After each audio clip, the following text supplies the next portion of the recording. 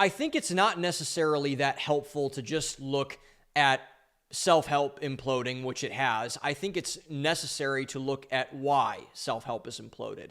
And I think this is a really interesting question. It's one that I've been studying quite a bit, to be honest, over the last couple of years, especially the last, I would say, year and a half. I've been really digging into this. And so why did self-help implode? Why is this kind of 20-year-long industry that has, again, made billions of dollars, a lot of people rich, just kind of melting away before our eyes? And I think it comes down to a lot of what we've talked about already. And I think the biggest reason is because the reason why the self-help industry exploded was because people were focused on not the truth, but of what ifs and the lies that people were selling. People wanted truth. They wanted things that were evident. I think that was why for a while the clickbait headlines and the, everything else is kind of like, this car and this person has this house, and that was evidence. That is truth in a way, because evidence is truth of a certain lifestyle that someone was living or a certain thing that someone was doing. And people, myself included, said, okay, that guy or gal must be someone of note. They must be someone that has their stuff together. They must be telling the truth. They must be getting ahead by the right way. So therefore, I am going to do that as well. But as we're realizing now, a lot of that is a facade. Like I lived for a while before I moved into my house, I lived right down the street from a Ferrari dealership, for example. And it ain't that cheap to rent out a Ferrari. It's a couple $100. So some people might not be able to just pull that out of pocket right now. You have to plan for it. But if I wanted to rent a Ferrari for a day and go out and just kind of take pictures of it and say like I'm a baller or whatever, even though I live in a very working middle class neighborhood and my house has regular people around it. I live next to a diesel mechanic, for example. It just wouldn't be congruent. And that's what we're going to be talking about a lot today. So the self-help industry imploded was for the primary reason because it was built on a house of cards. It was built, as Jesus said, it was built on the house was built on sand, not on a firm foundation. And when that foundation started to get rocked, the house fell over because nothing was really holding up to it. And so people were not focused on the truth. They were focused on the what ifs and, pushing this narrative that, this person's a baller. They're more successful than X, Y, or Z person because of X, Y, and Z reason, et cetera, et cetera. And, that was, I think, the biggest reason why the bottom fell out is because there are a lot of things around that bottom that were not really taken care of by anybody at the end of the day. And I think this manifests in three primary ways. So the first reason I believe that self-improvement really fell apart was because it didn't adapt. It really didn't adapt to the market. And I think this is it's the biggest self-own of all of this, I think, is this point right here.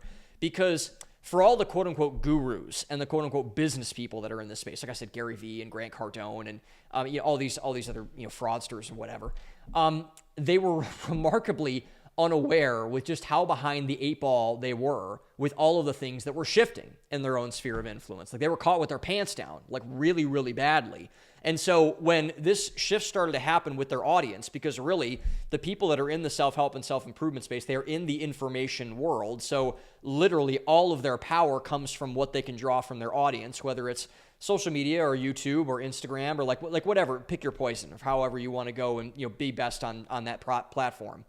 They did not listen to their audience. They did not listen to their customers at all, which were primarily younger people that were a little bit lost in life. They were kind of disoriented with things like the 2008 financial crisis and, sex and all this, all those biggest things that, young people are really focused in. And I think the biggest thing is that I got this point from my friend Francis Emologu, specifically about the black community a couple years ago, where he said, Sam, the black community in America is primarily a matriarchy, which is why a lot of young black men, and young men in general, but I think he kind of just phrased in terms of the black community in general, they end up watching things like red pill content or all these other type of things just because their families are broken.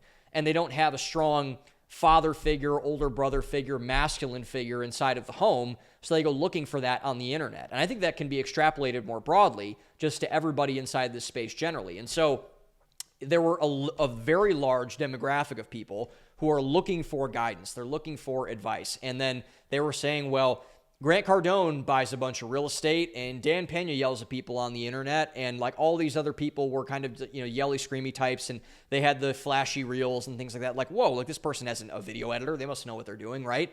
And so they didn't to a large degree. They did to some degree, but not to a crazy degree. And so they kind of took their audience for granted, being the self-help influencer class.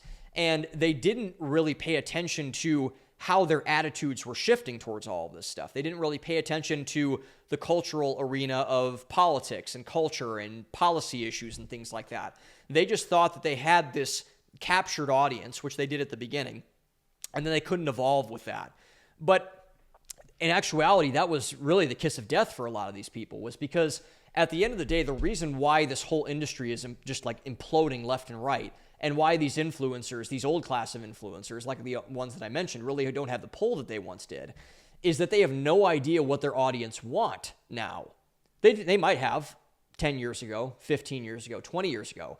But I would say in the last 10 years, and specifically in the last 5 years, really since, I would say, we'll get to this in a second, but like since podcasting became like the main medium of all these things, they really didn't know what their audience wanted. And they especially don't understand why they hate them so much now, why people are so averse to, Gary Vee yelling about hustling and grinding on the internet now. They're like, whoa, like I don't want that. And Gary Vee's like, well, why do you want that? You wanted that for your entire life. Like, what the heck's going on here? And so this is why, by the way, I think they've all been basically replaced in a very short order. Like, we have a new class of influencers. We'll talk about those later, the enlightened bros that we talked about, and the enlightened bras for the women. And so, like, it's just kind of, it's very fascinating that all of these quote-unquote business people and, the rah-rah people, they didn't know their customers well.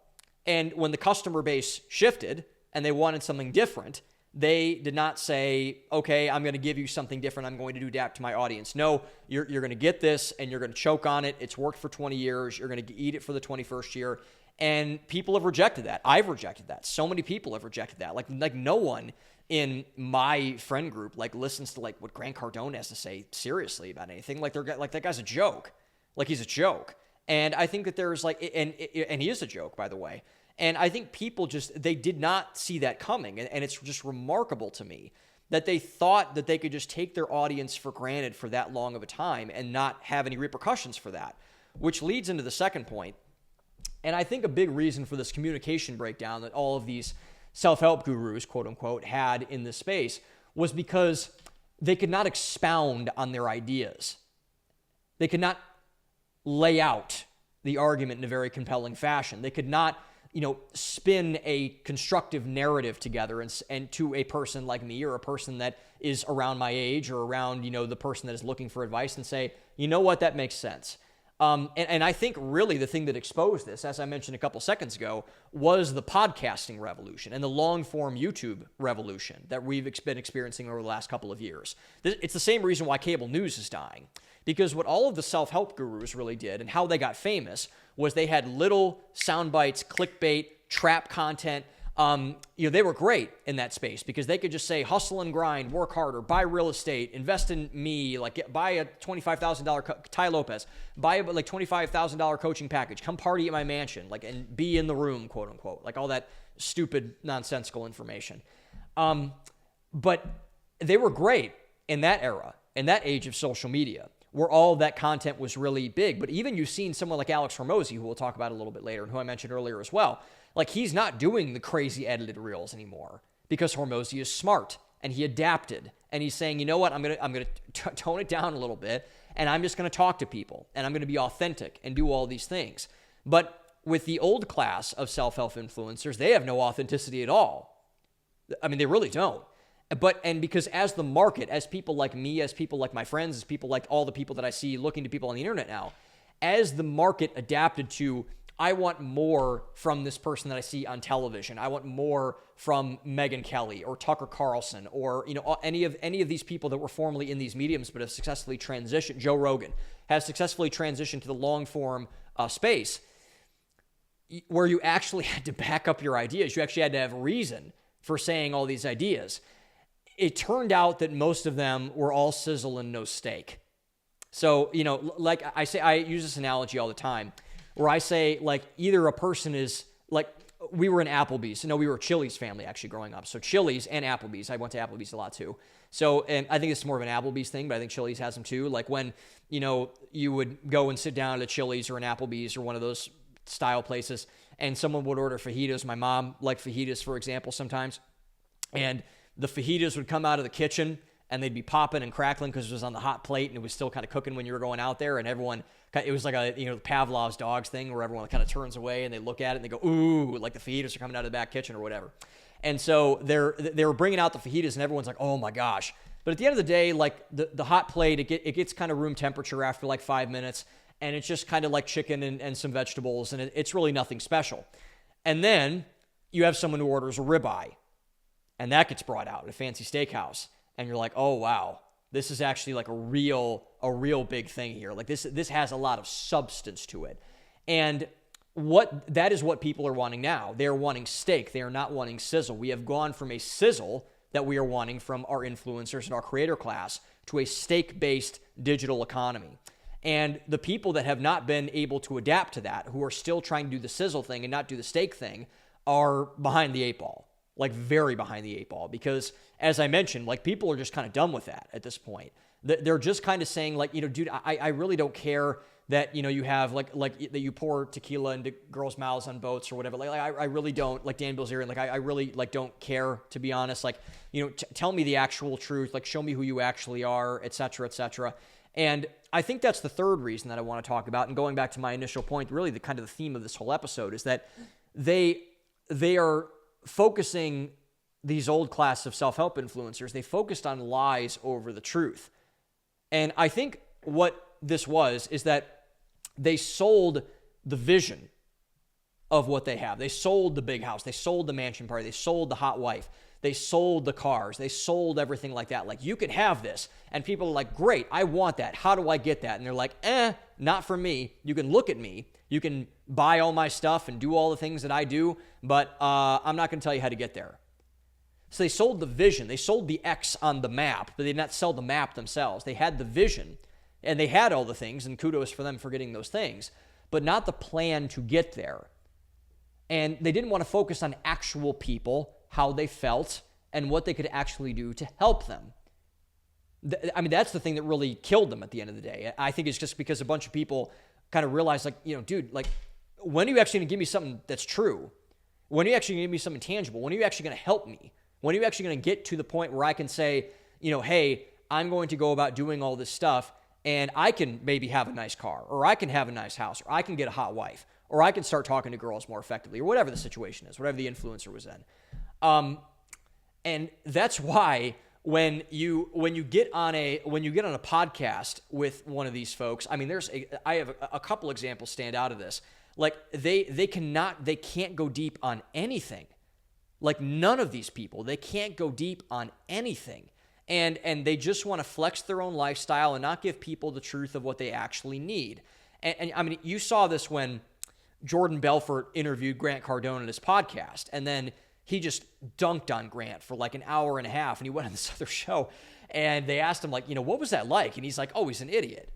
He just said it. Like, I mean, for all of the Wolf of Wall Street stuff, I actually think Jordan Belfort is actually a relatively genuine person, or he seems like that way at least, and he's made a lot of mistakes, and he kind of is honest with people about that, where Grant is not at all. And he's like, yeah, the dude's a joke. Like, he's an absolute joke. And the moment, like Gary Vee, when he went on Tim Dillon's show, or when he went on Diary of a CEO with Stephen Bartlett, it's like he couldn't tell Tim anything about like why he supported like FTX or something like that. And he started crying when he talked to Stephen Bartlett.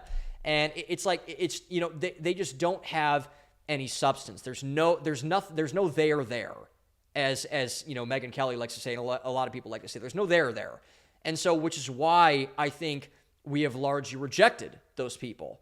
And I think it's just kind of a very interesting way to see, like, this was not anything that was done. Like, I don't think, honestly, like, any of the new class of self-improvement influencers, like Steve, for example, we'll take him, for instance, they did not come to, like, kill self-help.